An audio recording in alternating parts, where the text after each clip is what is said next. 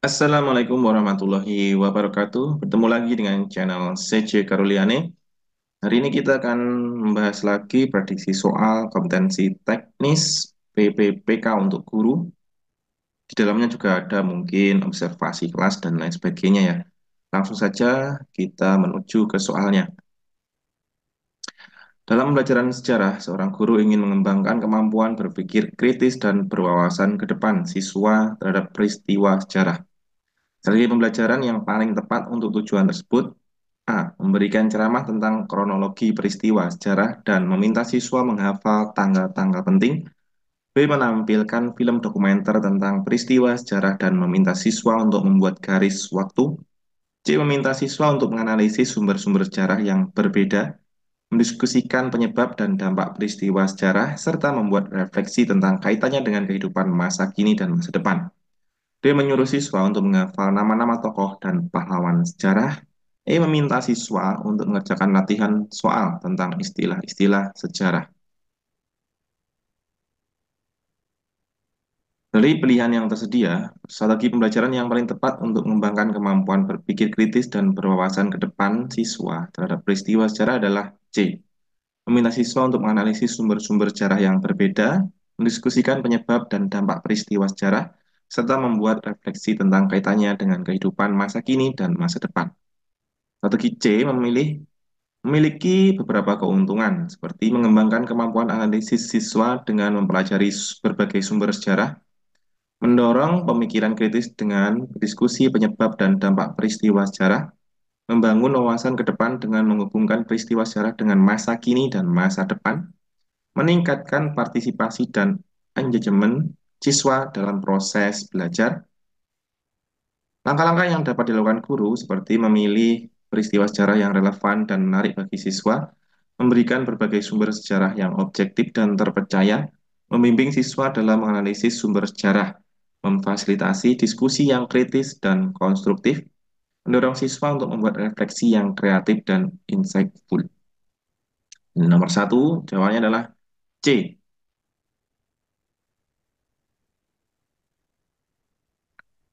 Nomor dua, seorang guru baru menghadapi kesulitan dalam mengendalikan kelas karena siswa sering berisik dan tidak fokus belajar.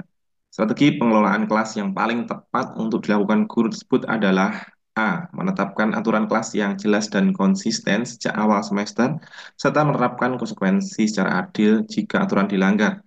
B. Membiarkan siswa berisik dan tidak fokus belajar karena ini wajar terjadi pada anak usia-usia mereka. C. Melakukan pendekatan permisif dan menghindari konfrontasi dengan siswa agar disukai di kelas. D. Langsung memberikan hukuman berat kepada siswa yang berisik tanpa memberikan peringatan terlebih dahulu. E. Meminta bantuan guru lain yang lebih senior untuk mengajar di kelas tersebut. Dari pilihan yang tersedia, strategi pengelolaan kelas yang paling tepat untuk guru baru dalam menghadapi siswa yang sering berisik dan tidak fokus belajar adalah A. Menetapkan aturan kelas yang jelas dan konsisten sejak awal semester, serta menerapkan konsekuensi secara adil jika aturan dilanggar. Strategi A memiliki beberapa keuntungan, seperti menciptakan lingkungan belajar yang kondusif dan struktur, membantu siswa memahami apa yang diharapkan dari mereka, mencegah perilaku yang mengganggu dan meningkatkan fokus belajar, membangun rasa disiplin dan tanggung jawab siswa. Langkah-langkah yang dapat dilakukan guru, membuat aturan kelas yang jelas, singkat, dan mudah dipahami, mendiskusikan aturan kelas dengan siswa dan mendapatkan masukan mereka, menerapkan konsekuensi yang adil dan konsisten ketika aturan dilanggar, memberikan pujian dan penghargaan kepada siswa yang mengikuti aturan, menjalin komunikasi yang terbuka dan positif dengan siswa. Jadi, dengan alasan ini, maka jawaban nomor dua adalah A. Menetapkan aturan kelas yang jelas dan konsisten sejak awal semester, serta menerapkan konsekuensi secara adil jika aturan dilanggar. Nomor tiga, Kementerian Pendidikan mengeluarkan kebijakan kurikulum merdeka sebagai guru kompetensi. Apakah yang paling dibutuhkan untuk dapat melaksanakan kurikulum merdeka secara efektif? A. Kemampuan untuk mengembangkan perangkat pembelajaran sesuai dengan kebutuhan dan minat belajar siswa. B. Kemampuan untuk menghafal semua materi pelajaran yang tercantum dalam kurikulum nasional. C. Kemampuan untuk menerapkan metode ceramah sebagai metode pengajaran utama.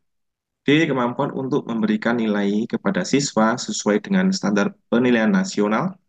Kemampuan untuk mengerjakan administrasi pembelajaran dengan cepat dan tepat waktu.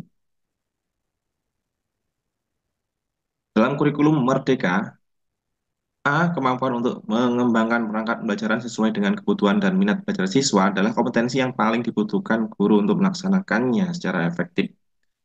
Berikut beberapa kompetensi lain yang dibutuhkan guru dalam kurikulum Merdeka. Satu, kemampuan untuk memahami kebutuhan dan minat belajar siswa. Kemampuan untuk merancang pembelajaran yang berpusat pada siswa. Kemampuan untuk menggunakan teknologi dalam pembelajaran. Kemampuan untuk berkolaborasi dengan orang tua dan komunitas. Kemampuan untuk melakukan refleksi dan pengembangan diri.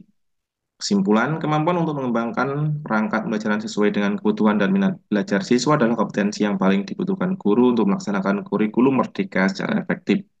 Guru perlu memiliki berbagai kompetensi lain untuk mendukung pelaksanaan kurikulum Merdeka dan membantu siswa mencapai potensi mereka. Jadi nomor tiga jawabannya adalah A.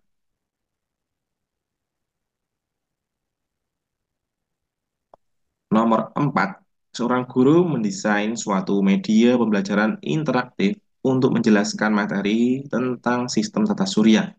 Media pembelajaran tersebut akan efektif jika A. Media pembelajaran tersebut dibuat dengan biaya yang mahal dan teknologi yang canggih.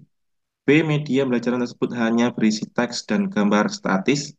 C. Media pembelajaran tersebut disesuaikan dengan materi pelajaran dan tingkat kemampuan siswa, serta menarik minat siswa untuk belajar. D. Media pembelajaran tersebut sama persis dengan media pembelajaran yang digunakan guru lain. Media pembelajaran tersebut hanya berfokus pada tampilan visual yang atraktif tanpa memperhatikan isinya.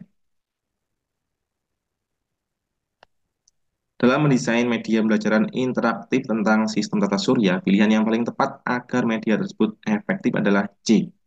Media pembelajaran tersebut disesuaikan dengan materi pelajaran dan tingkat kemampuan siswa, serta menarik minat untuk siswa belajar.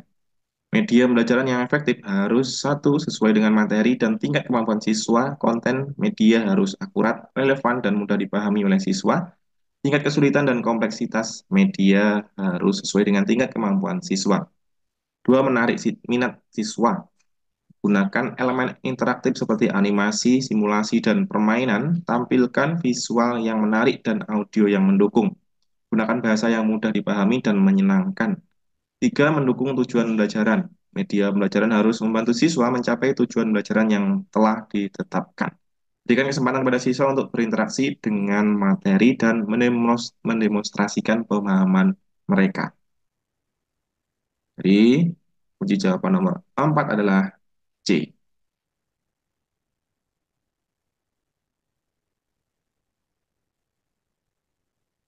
Nomor 5, Kementerian Pendidikan mengeluarkan kebijakan baru tentang kurikulum pendidikan. Sebagai guru profesional, sikap yang tepat untuk menanggapi kebijakan tersebut adalah A. Menolak dan memprotes kebijakan tersebut karena dianggap memberatkan guru. B. Menerima kebijakan tersebut tanpa adanya kritisisme dan langsung menerapkannya di kelas. C. Membaca dan memahami kebijakan tersebut secara detail, kemudian mencari cara untuk menerapkannya secara efektif dalam pembelajaran. D. Menunggu petunjuk lebih lanjut dari atasan tentang cara menerapkan kebijakan tersebut di kelas. Meminta izin untuk tidak menerapkan kebijakan tersebut di kelas karena belum siap.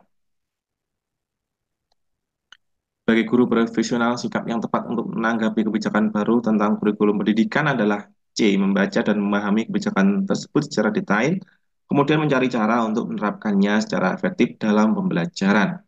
Sikap profesional menuntut guru untuk satu, memahami kebijakan. Bacalah kebijakan secara detail dan pahami tujuan, manfaat, dan implikasinya. Diskusikan dengan kolega untuk mendapatkan pemahaman yang lebih komprehensif. Dua, mencari cara penerapan efektif, evaluasi kesiapan diri dan sekolah dalam penerapan kebijakan. Kembangkan strategi dan metode pembelajaran yang sesuai dengan kebijakan dari sumber daya dan pelatihan yang diperlukan untuk implementasi yang efektif. Tiga, berpartisipasi aktif. Berikan masukan dan kritik konstruktif terhadap kebijakan. Berkolaborasi dengan kolega dan pemangku kepentingan untuk implementasi yang sukses. Terbuka terhadap perubahan dan terus belajar untuk meningkatkan kualitas pembelajaran. Keempat, menjaga profesionalisme, terbuka terhadap perubahan dan terus belajar untuk meningkatkan kualitas pembelajaran. Kerjasama dengan kolega dan atasan untuk mencapai tujuan pendidikan, menjunjung tinggi kode etik dan nilai-nilai profesionalisme. Nah, dari jawaban nomor 5 adalah C. Membaca dan memahami kebijakan tersebut secara detail, kemudian mencari cara untuk menerapkannya secara efektif dalam pembelajaran.